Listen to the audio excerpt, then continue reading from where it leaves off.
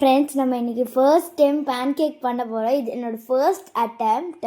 இது வந்து ஃபெயில் ஆச்சா இல்லை சக்ஸஸ் ஆச்சான்னு நீங்கள் மறக்காமல் வீடியோவை பார்த்து தெரிஞ்சுக்கோங்க.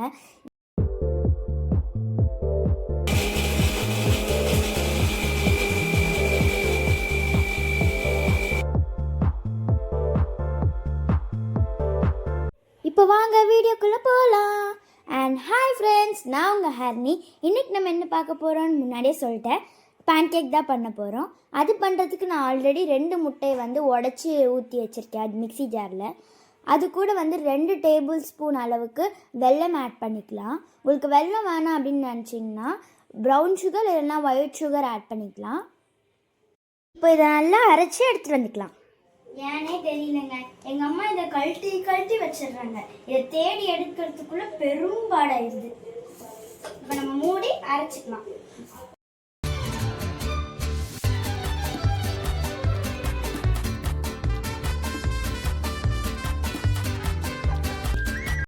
இப்போது அந்த முட்டையை நல்லா அரைச்சதுக்கப்புறம் உங்களுக்கு ஓப்பன் பண்ணி காமிக்கிறேன் எப்படி இருக்குன்னு.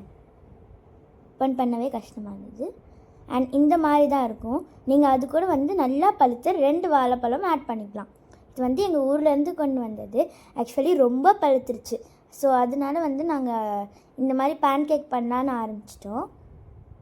இந்த மாதிரி சின்னதாக வந்து பிச்சு போட்டுக்கலாம்.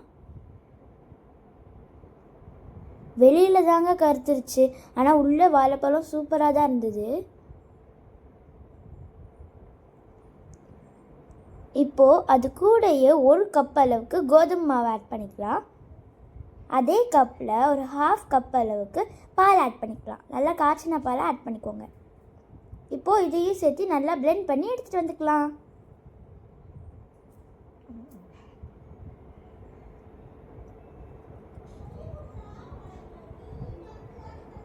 பாருங்கள், நல்லா பிளெண்ட் பண்ணியாச்சு. இது கூட வந்து நீங்கள் வெனிலா எசன்ஸும் ஆட் பண்ணிக்கலாம். ஆக்சுவலி நான் வீடியோவில் காமிக்க மறந்துட்டேன். வெனிலா எசன்ஸும் ஏலக்காவும் ஆட் பண்ணிக்கலாம். உங்களுக்கு ஏலக்காய் ஃப்ளேவர் பிடிக்காதுன்னா நீங்கள் ஏலக்காவை ஸ்கிப் கூட பண்ணிக்கலாம். இப்போது ஸ்டவ் ஆன் பண்ணி அதில் தோசைக்கல்லை வச்சு அதில் நல்லா தோசைக்கல் காஞ்சதுக்கப்புறம் நெய் விட்டுக்கலாம். நெய் விட்டதுக்கப்புறம் நம்ம பண்ணி வச்சுருந்த இந்த பேட்டரை சின்ன ரவுண்டாக ஊற்றிக்கலாம். இதே மாதிரி நிறைய சுட்டு எடுத்துக்க போகிறேன் நான், ஏன்னா இதோட நான் அடிமை. நல்லா இந்த மாதிரி ஸ்ப்ரெட் பண்ணிக்கோங்க. இப்போ ஒரு 5 மினிட்ஸ் கழித்து அப்படியே திருப்பி போட்டுருங்க.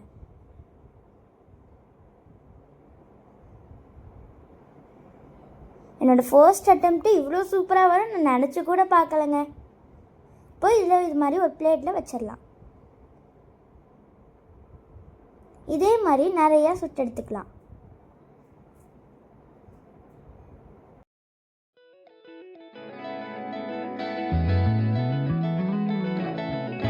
இந்த திருப்பி போடும்போது மட்டும்தான் கொஞ்சம் வழுக்குச்சு தோசை கரண்டி. ஏன்னா அவ்வளோ நெய் வந்து நான் பேன் கேக்கில் ஊற்றிட்டேன்.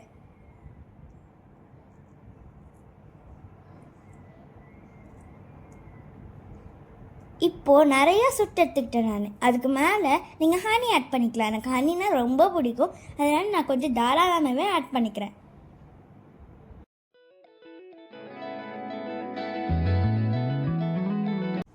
அண்ட் இப்போ நான் இதை எடுத்துகிட்டு போய் என் தங்கச்சிக்கிட்ட கொடுத்து சாப்பிட்டு பாருன்னு சொல்ல போகிறேன்.